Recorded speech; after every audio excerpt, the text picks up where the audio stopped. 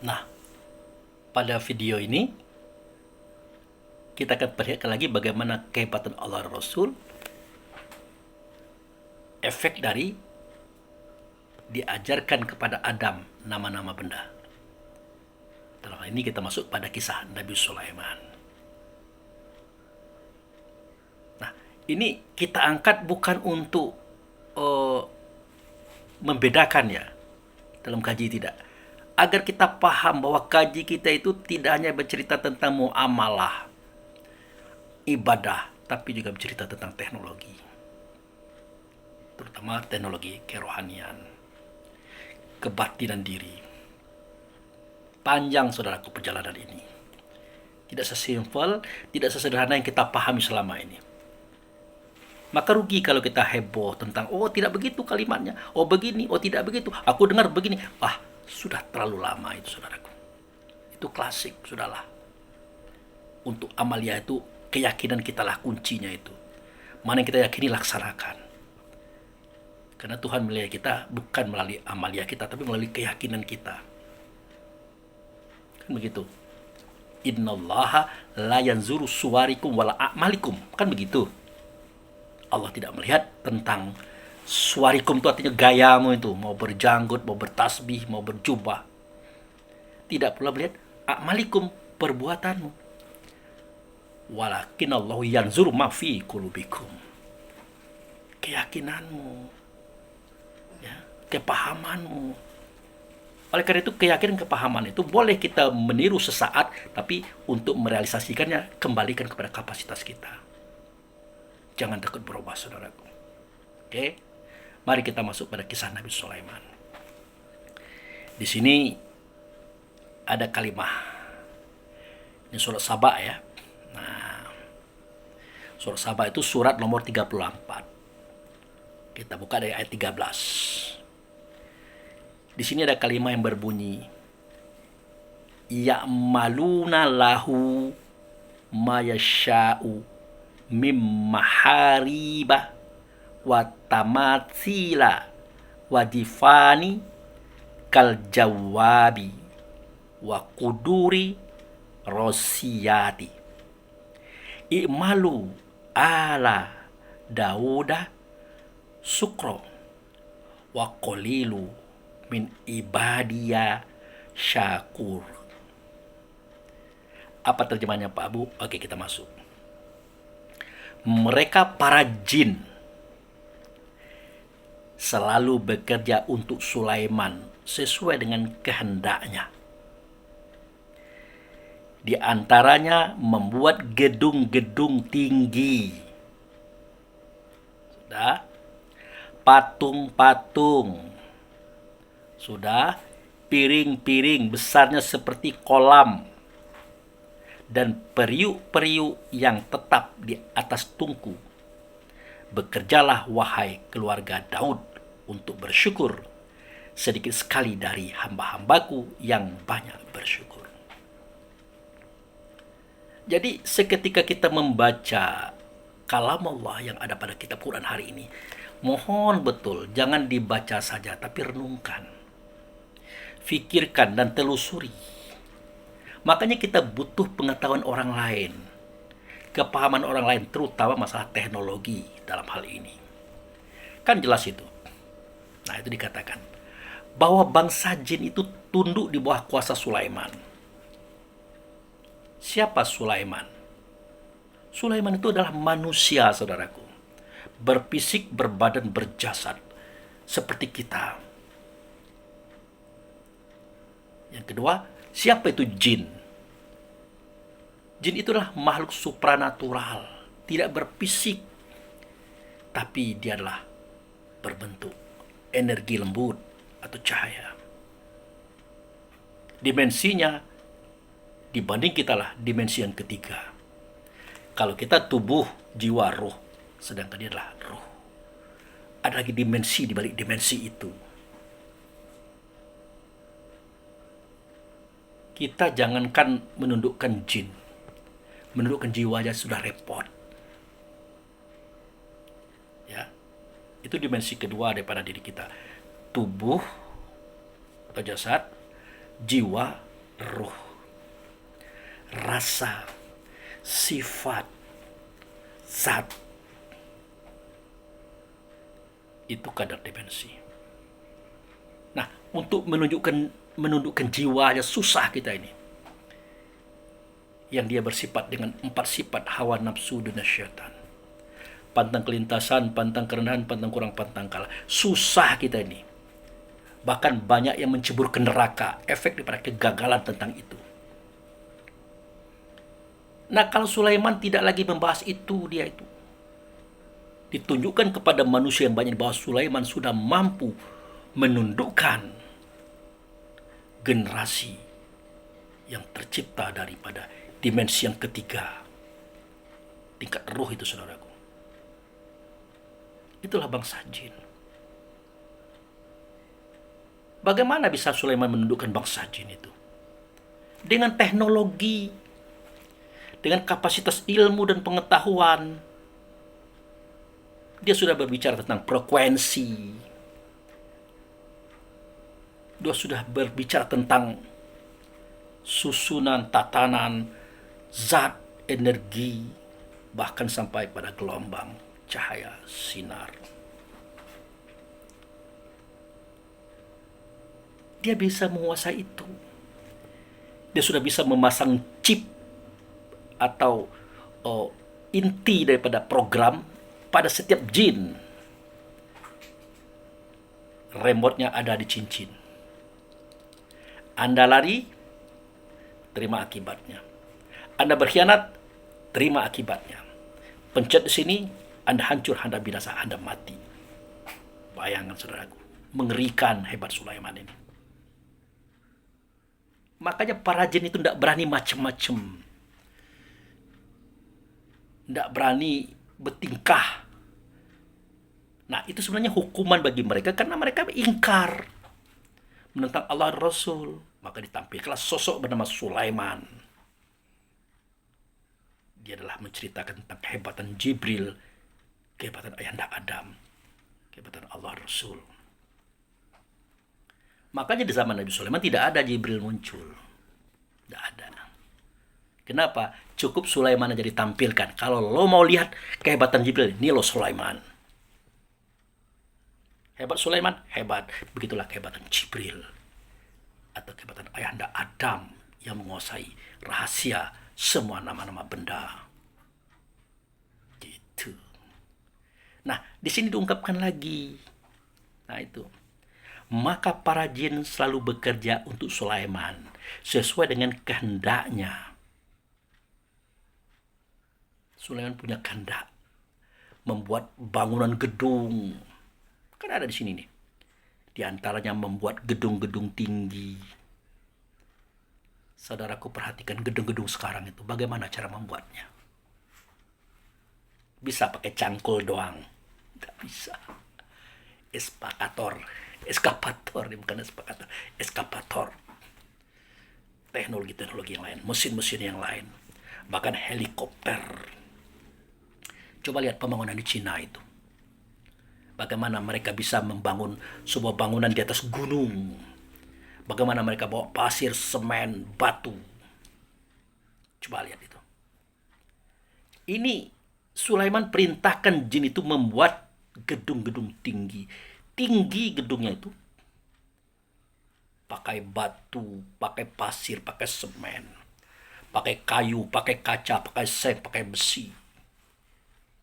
Lengkap dengan ukirannya, ukiran emas, perak, perunggu, dan seterusnya. Itu pakai teknologi, saudaraku. Di antaranya teknologi meretas kapasitas daripada daya tarik bumi atau gravitasi, sehingga benda itu bisa ringan diangkat oleh bangsa jin. Kalau bangsa manusia, bukan Sulaiman tidak mau memerintahkan. Karena kapasitas ilmunya itu ya lebih daripada jin ini. Jin ini lebih kuasa daripada manusia saat itu. Karena mereka sudah punya pengalaman. Sebelum Adam ini ada, mereka sudah punya pengalaman pembangunan, bangun gedung, bertingkat-tingkat, buat senjata, buat kendaraan, macam-macam itu. Nah, itu. Oleh karena mereka ingkar menentang Allah dan Rasul, maka dihukum mereka oleh Allah dan Rasul melalui Nabi Sulaiman. Jadi budak, sudah selesai.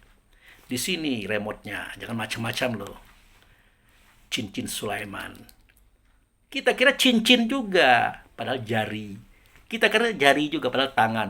Kita kira tangan juga. Kuasa. Kuasa Allah pada Sulaiman ada dalam dada beliau, saudaraku. Itu. Ya, makanya dikatakan dia memerintahkan buat gedung-gedung tinggi, patung-patung. Nah, apa itu patung-patung? Ya patung. Patung ini kan bermacam-macam. Ada patung sejarah. Dia menampilkan tokoh-tokoh sejarah. Ada patung pendidikan. Itu ada di sekolah-sekolah itu. Ada patung monumen. Menampilkan para pahlawan. Ada patung mainan. Patung anak-anak. Ada patung untuk pajangan pakaian. Itu ada di toko-toko. Kita lain. Patung itu tidak boleh ada di dalam rumah. Malaikat tidak mau masuk. Ribut kita itu. Membahas masalah patung itu. Kenapa? Patung itu adalah sembahan. Tauhid. Zaman Nabi Muhammad tidak boleh ada patung. Tapi bonekanya Aisyah dia biarkan oleh Nabi Muhammad. Pernah kita berpikir itu. Kalau patung tidak boleh, oke lah. Patung adalah simbol penyembahan. Tapi boneka Aisyah boleh oleh Nabi Muhammad. Berarti patung-patung itu pengertiannya adalah sangat luas. Yang tidak boleh itu adalah kita menyembah patung. Itu. Bukan memasang patung, menyembah patung. Terbuat dari tanah liat yang kering. Berbentuk ini nah. Ini patung. Di dalamnya ada jiwa bersifat yang empat. Tidak boleh disembah itu. Tak boleh tunduk kita kepada patung ini. Lah kalau patung bentuk orang-orang yang berjasa, patung pendidikan seperti sekolah-sekolah, patung pajangan di toko-toko, patung mainan di rumah-rumah, apa persoalannya? Kenapa kita ribut masalah patung? Oh, patung itu menyebabkan malaikat tidak masuk. Ya pastilah. Kalau kita menyembah patung, artinya kita menyembah hawa nafsu dunia syaitan yang ada dalam patung ini. Tidak ada malaikat masuk. Tidak ada petunjuk masuk. Tidak ada nur Allah itu akan masuk. Padahal nur itu sudah ada di sini. Kenapa? Dia dimatikan oleh hawa nafsu dunia syaitan. Itu maksudnya, saudara. Jadi beragama itu tidak bisa dangkal-dangkal, tidak bisa. Sekedar-sekedar tidak bisa. Apa yang tertulis itu kita iakan, belum tentu. Harus kita telusuri dulu. Nah, ini Sulaiman bikin patung-patung ini. Apa kita mau kata? Karena beliau tahu menghargai tokoh-tokoh dahulu. Ini loh tokohnya. Untuk dihargai, diagungkan kehebatan oleh Rasul yang nyata pada mereka. Diajarkan itu. Patung pendidikan, ada jantung macam-macam kelihatan itu. Patung pajangan, patung mainan, dan macam-macam, saudaraku. No problem bagi Nabi Sulaiman. Siapa Sulaiman? Bukan orang biasa. Tidak pernah dia ribut masalah patung. Cuman kita yang sering ribut. Oke. Kemudian jin tadi perintah membuat piring-piring besarnya seperti kolam. Piring apa itu? Pernah kita makan dengan piring sebesar kolam? Sebesar kolam renang lah kata kami gitu. Pernah enggak? Enggak pernah. Tapi ini piring-piring sebesar kolam. Inilah simbol di mana Nabi Muhammad mengatakan Sulaiman itu punya sejadah-sejadah terbang. Dia kemana-mana, dia ke Cina, dia ke Rusia, katakanlah begitu ya, dengan sajadah terbang. Apa iya bisa dia terbang dengan sejadah terbang? Sekuat sejadah itu bergerak, sekuat itu angin menerpa dia, akan terpelantinglah dia. Terpental dia, akan jatuh dia, kalau memang itu sajadah. Nah, Nabi Muhammad ingin mengatakan piring terbang, tapi tidak masuk pada saat itu. Momennya mereka belum sampai ke situ. Boro-boro piring terbang, pesawat terbang aja tidak masuk dibicarakan waktu itu. Karena mereka memakai onta. Gitu. Kan onta jadi kendaraan kaum Muhammad saat itu. Tiba-tiba dia bercerita tentang piring terbang, kan tidak masuk akal pada saat itu. Tapi sekarang masuk akal. Nah, waktu itu kenapa Nabi Muhammad mengatakan Nabi Sulaiman punya sejarah terbang? Karena di Baghdad itu banyak dongeng-dongeng 1001 malam. Di Baghdad itu, di Irak. Dan itu tersebar di mana-mana. Nah, gampang saja Muhammad mengatakan cerita seperti itu. Sebenarnya dia mau mengatakan itu piring terbang loh. Sebesar-besar kolam besarnya itu. Tapi kan tidak masuk pada saat itu. Nah, jadi piring-piring sebesar kolam itu adalah piring terbang, saudaraku. UFO. Itu dia. Nah, dan UFO itu bukan manusia, tetapi seperti manusia. Siapa mereka? Satu di antara bangsa jin. Jin itu bukan berarti seperti kita gambarkan juga. Jin itu arti sesuatu yang tersembunyi. Apapun dia. Bahkan bayi dalam kandungan emaknya itu disebut dengan jin itu. Kenapa? Karena tersembunyi dalam rahim emaknya. Apa benar Pak Abu disebut dengan jin? Iya. Tanya sama dokter. Pasti dia mengatakan jin atau janin. Janin atau jin itu tersembunyi artinya. Junah itu artinya benteng, tempat bersembunyi. Jannah itu adalah negeri yang tersembunyi. Barangnya ada. Kan begitu cara kita berpaham. Maka tidak bisa kita berbicara agama ini dengan satu pengetahuan. Tidak bisa, saudara. Harus banyak. Referensinya harus banyak. Gitu. Kemudian, jin tadi diperintah membuat periuk-periuk yang tetap di atas tungkunya. Periuk-periuk yang tetap di atas tungkunya. Periuk itu kan tempat memasak, saudaraku. Kalau kita punya periuk, apakah periuk itu tetap di atas tungkunya? Tidak. Pasti pindah-pindah. Dicuci, digantung, dipakai. Kan begitu. Tapi periuk-periuk yang tetap di atas tungkunya. Periuk itu kan tempat memasak, tempat mengolah. Artinya itu laboratorium, saudaraku. Tempat memasak berbagai macam makanan, kebutuhan hidup. Tapi jangan diartikan makanan juga. Artinya laboratorium, pabrik-pabrik. Tempat mencetak, membuat semua kebutuhan. Termasuk pisau, pedang, kendaraan, perabot, macam-macam itu. Itulah periuk-periuk tetap di atas tungkunya, saudaraku. Itu. Kan tidak ada periuk itu tetap di atas tungkunya. Tidak ada. Buktinya periuk di rumah kita itu. Digantung, di macam-macam, dicuci. Ini tidak. Tetap di atas tungkunya. Periuk itu tempat memasak, saudaraku. Tempat mengolah sesuatu yang menjadi kebutuhan kita. Itu namanya pabrik atau laboratorium. Itu Sulaiman. Gitu. Nah. Kemudian, bekerjalah wahai keluarga Daud. Nah, maksudnya Daud, Sulaiman, dan orang yang soleh di masa mereka. Bekerjalah dan bersyukurlah kepada Allah. Sesungguhnya bersyukur itu sangat sedikit, kata Allah dan Rasul. Itu. Kemudian di ayat ini juga ada kalimat yang berbunyi tentang bagaimana wafatnya Sulaiman itu. Nah, di sini ada kalimat yang berbunyi. Kita bacakan Arabnya itu. Walamma qadaina alaihil maut.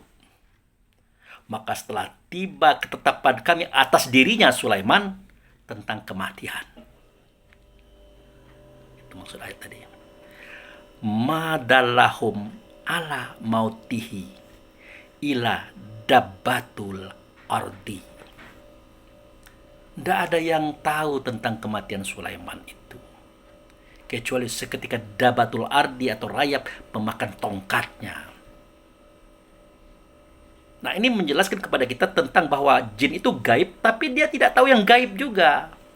Kenapa? Karena mereka tidak beriman dan tidak bertakwa saat itu. Nah, mari kita lihat terjemahannya. Maka ketika telah kami tetapkan kematian Sulaiman, tidak ada yang menunjukkan kepada mereka bangsa jin tentang kematiannya itu, kecuali rayap yang memakan tongkatnya. Ketika dia telah tersungkur, jin menyadari bahwa sekiranya mengetahui yang gaib, tentu mereka tidak berada dalam siksa yang menghinakan. Ya, Kita ulangi. Ma labitsu fil azabil muhaini. Tentulah mereka tidak akan lama berada di dalam siksa yang menghinakan. Apa artinya? Sulaiman menguasai roh mereka, menguasai jiwa mereka, menguasai fisik mereka, sehingga Sulaiman memberikan dia itu tugas-tugas, dalam bahasa lain diperbudak oleh Sulaiman. Macam-macam, ini remote loh. Anda akan meledak, Anda akan mati. Maka mereka tersiksa di dalam kehinaan. Jadi budak. Budak siapa? Budak Sulaiman. Hebat Sulaiman ini, saudaraku. Ya. Nah, inilah kisah itu. Kemudian kita akan bercerita lagi tentang bagaimana Nabi Sulaiman bisa memindahkan benda yang jaraknya 1.700 km dalam hitungan detik.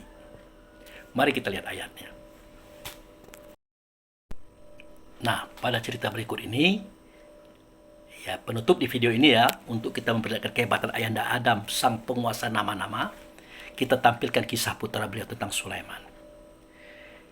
Di sini, di era Sulaiman itu, ada suatu kerajaan namanya Saba, dipimpin oleh seorang ratu cantik perkasa namanya Balkis. Jaraknya dari Palestina itu ada 1.700 km. Jadi biasalah Sulaiman itu kan mengadakan rapat.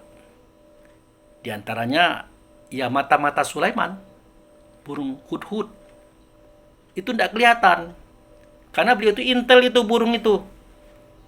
Mata-mata Sulaiman, mana itu si hudhud? Oh, tidak kelihatan baginda, dari tadi tidak kelihatan. Waduh, parah ini. Kalau seandainya nanti dia datang, tidak bisa memberikan jawaban yang tepat, alasan tepat, akan kusembelih dia. Akan kugoreng dia, akan jadikan makanan dia. Yang tidak lama itu datang hudhud tadi. Ampun baginda, di saat aku terbang mencari tempat makan bagiku. Ingat ya, Sulaiman tidak pernah menggaji hudhud, makan cari sendiri. Tiba-tiba aku melihat di suatu negeri namanya Sabah. Sekelompok orang yang banyak, dalam kekuasaan yang besar, kerajaan yang besar dipimpin oleh seorang ratu namanya Balkis. Dia menyembah matahari, sujud kepada matahari. Maka kulihat dia, wah bahaya ini. Mereka tidak sujud kepada Allah dan Rasul yang nyata pada Ayahanda Adam. Nah, itulah kisahnya saudaraku. Sehingga hudhud melapor kepada Nabi Sulaiman dengan laporan pas. Benarkah pernyataanmu itu, wahai hudhud? Benar ya baginda. Nah, kalau benar, aku akan buat surat. Kau kirim surat ini, kau sampaikan kepada Ratu Balkis. Jatuhkan surat itu kepada dia. Maka Sulaiman membuat surat. Ya. Di awal surat itu ada kata Bismillahirrahmanirrahim. Aku adalah Sulaiman Rasulullah. Aku berkuasa. Maka datanglah engkau wahai Balkis dengan tunduk. Jika tidak, kalian binasa. Bayangkan ancaman Sulaiman itu. Itu ceritanya itu. Maka dibuatlah surat tadi, disampaikan kepada Ratu Balkis. Nah, mendengar ancaman seperti ini ya, karena dia merasa besar, wah tidak bisa. Maka dia tanyakan kepada kaum-kaumnya, pada para menteri-menterinya, tokoh-tokohnya, wah kita perangi saja. Kita serang dia, kita kan kerajaan besar. Masa mau ditakut-takuti? Kata Balkis, jangan dulu. Kenapa? Kalau kita perangi, iya kalau kita menang. Kalau kita kalah, kita akan hina dina. Kita dibunuh, kita diperbudak, harta kita dirampas, kerajaan kita diambil oleh Sulaiman. Kita pancing dulu Sulaiman itu. Caranya, ya kita kirim dayang-dayang. Kita akui suratnya sudah kami terima. Ini bingkisan daripada ratu kami. Kumpulkan emas, perak, harta, uang sebanyak-banyaknya. Berikan kepada dia. Nah, kalau seandainya Sulaiman itu menerima pemberian kita, berarti dia adalah Orang yang cinta dunia, kita serang pasti kalah. Tapi kalau dia menolak, jangan coba-coba dengan Sulaiman. Akhirnya Ratu Bilqis pun membuat ekspedisi untuk mengirimkan bingkisan atau hadiah buat Sulaiman. Singkat cerita, sampailah itu kepada Nabi Sulaiman. Senyum Nabi Sulaiman melihat, apa-apaan ini? Emas, perak, uang, memangnya saya ini mata duitan apa? Apa yang Allah sudah berikan kepadaku sangat besar, sangat agung. Aku tunduk kepada Allah. Nah, sementara utusan Ratu Bilqis tadi melihat di kiri kanan Sulaiman itu ada tokoh-tokoh hebat. Ada hewan buas pula berupa singa. Pasukannya ada yang serem-serem, besar-besar, hitam-hitam, bertanduk, matanya merah. Rupanya bangsa jin. Ada pasukan-pasukan lain. Peralatan sangat canggih. Diukur oleh teknokrat daripada bangsa Sabak, ahli perangnya. Oh, tidak bisa kita melawan. Singkat cerita dilaporkanlah kepada Ratu Bilqis. Beliau tidak mau menerima hadiah kita, Baginda. Tidak mau. Kalau kami lihat, waduh, tidak bisa kita melawan dia. Tidak mungkin menang. Pasukannya sangat banyak.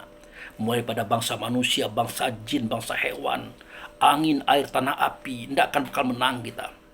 Istananya sangat megah dan kami tidak bisa menceritakan bagaimana hebat istananya beliau. Wah, kecut hati Bilqis. Akhirnya Bilqis menyampaikan informasi melalui surat kepada Sulaiman bahwa dia sendiri akan datang ke situ. Nah, sebelum Bilqis datang, Sulaiman bikin program. Apa programnya? Dia panggil tokoh-tokoh hebat, para teknokrat jin dan manusia. Dia tanyakan tentang sesuatu. Mari kita lihat ayatnya.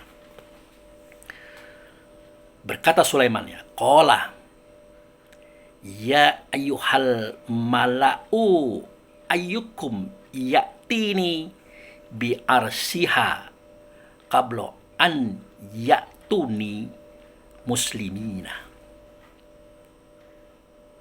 Nah, terjemahannya, dia Sulaiman berkata, wahai para pembesarku, teknokratku, siapakah di antara kamu yang sanggup membawakanku singgasananya sebelum mereka datang menyerahkan diri ke sini? Bayangkan saudaraku, 1.700 kilometer jarak. Disuruh membawa singgasana tempat duduk Ratu Bilqis itu dalam hitungan cepat. Siapa? Tidak mungkin Sulaiman ini bodoh ngomong ini. Ini sinyalemen bagi kita bahwa mereka punya teknologi secepat kilat. Bukan lagi cahaya, kilat. Bahkan lebih daripada itu. Nah, qala ifrid minal jinni ana atika bihi qabla an takuma min komika wa inni alaihi lakawiyu amin. Apa terjemahannya? Ifrit dari golongan jin berkata, nah, ini jin loh, akulah yang akan membawanya kepadamu sebelum engkau berdiri dari singgasanamu. Sesungguhnya aku benar-benar kuat lagi dapat dipercaya. Bayangkan saudaraku, Sulaiman duduk, nah dia tegak, barang itu sudah sampai. Tanyakan ini teknologi apa? Nah, kalau di akhir zaman ini kan kalau ada yang aneh-aneh, oh itu jin itu jin itu. Kan selalu begitu kita, seakan-akan jin ini hebat. Nah, di sini dia menyatakan kehebatannya. Aku yang bisa, kata Ifrit dari bangsa jin. Itu bos teknokrat itu. Nah, berapa lama kata Sulaiman? Engkau duduk, berdiri, duduk lagi. Sampai. Nah, Sulaiman tidak puas. Padahal jin tadi sudah menggunakan kecepatan seperti cahaya. Bahkan lebih cepat lagi pada cahaya, saudaraku. Lebih cepat lagi. Qala allazina ibadahu ilmi minal kitab ana atika bihi qabla ayyartada ilaika tarfuka. Falamma ro'ahu mustakahira indahu qala haza min fadli rabbi liyabluwani ashkuru am akfuru wa man syakara fa innama yashkuru li nafsihi wa man kafara fa inna rabbi ghaniyul karim. Apa terjemahannya? Nah, seorang yang mempunyai ilmu dari kitab berkata, aku akan mendatangkan kepada kamu, wahai baginda, dengan membawa singgasana itu sebelum matamu berkedip. Nah, ini canggih lagi ini. Kalau jin tadi, Anda duduk, tegak, duduk lagi, sampai. Ini, sebelum mata Anda berkedip, dia sampai. Gitu. Ketika dia Sulaiman melihat singgasana itu ada di hadapannya, dia pun berkata, ini termasuk karunia Tuhanku untuk mengujiku, apakah aku bersyukur atau berbuat kufur. Siapa yang bersyukur maka sesungguhnya dia bersyukur untuk kebaikan dirinya sendiri. Siapa yang kufur maka sesungguhnya Tuhanku maha kaya lagi maha mulia. Ini kisahnya, saudaraku. Jadi ini tidak omon-omon. Kapasitas mereka itu seperti itu. Jadi kalau Nabi Sulaiman mau ke Cina, mau kemana-mana, dia punya alat. Dia punya kendaraan secepat kilat. Lebih cepat daripada itu. Hitungan kedip mata, saudaraku. Nah, inilah yang saya maksud dengan bahwa teknologi Allah Rasul itu dinyatakan melalui Jibril. Teknologi Jibril dinyatakan melalui Sulaiman. Jin pun kalah di sini. Makanya ada tungku-tungku yang tidak lepas dari periuk-periuk yang tidak lepas dari tungku-tungku, itu yang dimaksud. Mereka punya pabrik, mereka punya laboratorium, mereka punya teknologi yang luar biasa canggihnya itu, saudara. Di antaranya teknokrat jin tadi yang namanya Ifrit dan seorang yang diberi ilmu dengan kitab. Dia bisa membawa dengan cepat, sekedip mata. Dan kita lanjut lagi ayatnya. Ini karena panjang-panjang kita bahasa Indonesia saja. Dia Sulaiman berkata, ubahlah untuknya singgasananya. Kita akan melihat apakah dia Balqis tadi mengenalnya atau tidak. Robah. Nah, kalau bahasa kita dimodif. Tuh. Ayat berikutnya, ketika dia Balqis datang, ditanyakan kepadanya, serupa inikah singgasanamu? Dia Balqis menjawab, sepertinya iya. Kami telah diberi pengetahuan sebelumnya. Dan kami adalah orang-orang yang berserah diri kepada Allah. Maksudnya dia berserah diri kepada Sulaiman. Kayaknya iyalah. Ini singgasanaku. Tapi ya bagaimana ya kok bisa di sini ya? Ini real, ini singgasanaku. Tapi bagaimana? Kok bisa sampai di sini sebegitu cepatnya itu? Maka ciutlah hati Ratu Balqis tadi. Dia mulai tunduk kepada Sulaiman. Artinya tunduk kepada Allah Rasul. Tuh. Kita baca lagi ayat berikutnya. Kebiasaannya Balqis menyembah selain Allah telah mencegahnya dari tauhid. Sesungguhnya dia dahulu termasuk kaum yang kafir. Artinya mengingkari Allah dan Rasul. Dia kembali kepada matahari. Gitu. Kemudian diceritakan lagi. Dikatakan kepadanya Ratu Balqis tadi. Apa kata Sulaiman? Masuklah ke istanaku. Ketika Balqis melihat lantai istana itu, dia mengangkatnya. Ya. Dia menyangkanya kolam air yang besar. Dia menyingkapkan gaun yang menutupi kedua betisnya. Artinya ketika dia masuk istana itu, dia angkat kainnya. Karena seperti air mengalir, saudaraku. Ada ikannya pula di situ. Apa kata Sulaiman? Sesungguhnya ini hanyalah lantai licin mengkilap yang terbuat dari kaca. Dia berkata, iya Tuhanku, sesungguhnya aku telah membuat zalim terhadap diriku. Aku berserah diri bersama Sulaiman kepada Allah, Tuhan semesta alam. Nah, baru dia tunduk. Jangankan kita hari ini, saudaraku, Ratu Balqis saja tidak masuk akal dia teknologi Sulaiman ini. yang sama-sama hidup di era Sulaiman. Tidak masuk akal dia ini.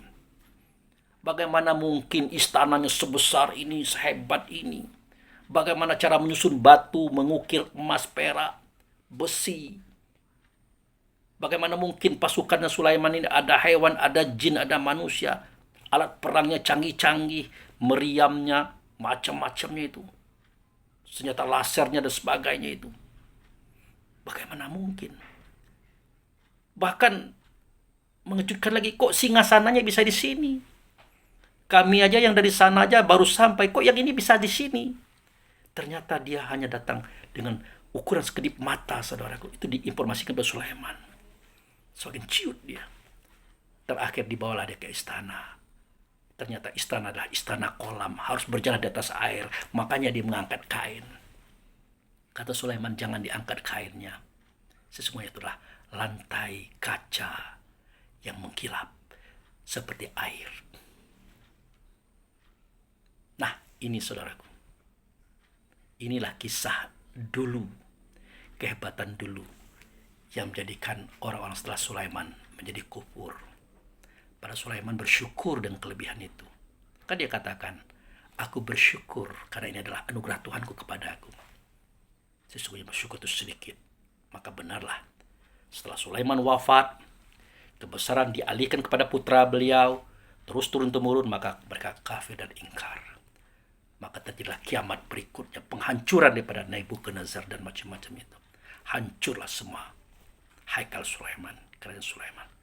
Dijarah, diambil dan dimusnahkan oleh musuh-musuhnya saat itu. Kapan? Setelah Sulaiman wafat. Lagi-lagi modern itu terjadi berkali-kali. Kiamat pun terjadi berkali-kali. Gitu saudaraku. Nah, inilah uraian daripada saya yang menjelaskan betapa ayahanda Adam itu memiliki pengetahuan tentang simbol-simbol daripada nama-nama setiap benda, kullaha, semua. Dari zat, energi, sinar, dan cahaya. Dia tahu. Kemudian diajarkan bagaimana cara meramu itu melalui putra beliau, Idris. Dan ditunjukkan bagaimana menguasai laut dengan kapal atau museum yang berjalan. Yang di dalamnya terdapat gen-gen hewan-hewan yang sepasang-sepasang. Terakhir, diperlihatkan kekuasaan Allah Rasul Pia Adam melalui putranya Sulaiman. Yang saya ceritakan tadi saudaraku. Jadi Adam bukan orang biasa. Idris bukan orang biasa. Nuh bukan orang biasa. Sulaiman bukan orang biasa. Mereka adalah Ibrahim. Pelajaran bagi mereka. Siapa? Mereka yang berpikir dengan akalnya saudaraku. Kalau tidak mau kita berpikir, tidak mau kita merenung, kita tetap saja dengan apa yang kita hari ini kita pahami, kita akan tertinggal. Kita bahkan dihinakan orang, dicemooh orang, bahkan dibully orang. Apaan itu orang Islam? Bodoh, goblok, dan seterusnya. Kenapa? Karena kita tidak mau meningkatkan kapasitas akal fikir kita. Kita tidak berani berubah. Kita tidak berani membuat inovasi menuju kemajuan. Kita takut. Padahal agama Islam itu tidak begitu cara mengajarnya. Buktinya Adam sampai Sulaiman. Kebesaran itu sudah diperlihatkan kepada kita. Tinggal kita mau berusaha atau tidak. Demikian saudaraku, melengkapi informasi yang sudah-sudah. Semoga dapat dimaklumi, dipahami, dan semoga bermanfaat. Mohon maaf saya dan mohon doakan saya agar bisa sehat. Kemudian istri juga bisa sehat dan kita bisa bikin video. Ini kita bikin karena beliau sedang dalam kondisi istirahat. Sedang tidur dia, kita bikin. Itu. Oh, kapan subuhnya Pak Bu? Ya kan kita punya trik dan pengetahuan. Kalau sholat zuhur dan asar bisa digabung. Maghrib dan isya bisa digabung. Ya subuh bagaimana? Ada tekniknya. Kalau ingin bertemu dengan Allah, tidak perlu dicari tempatnya. Tidak perlu dicari waktunya. Karena Allah tidak beruang dan tidak berwaktu. Cukup dirasa batin. Artinya kapan kita mau bertemu dengan Allah, itu bisa saja. Apalagi kalau orang pakai pampers. Tidak selalu berada dalam kesuciannya. Kebersihan diri, fisiknya. Kita arahkan kepada Allah Rasul. Dengan cara paham yang sudah kita terima daripada Allah Rasul melalui orang tua kita. Demikian terima kasih. Wabillahi taufiq wal hidayah. Assalamualaikum warahmatullahi wabarakatuh.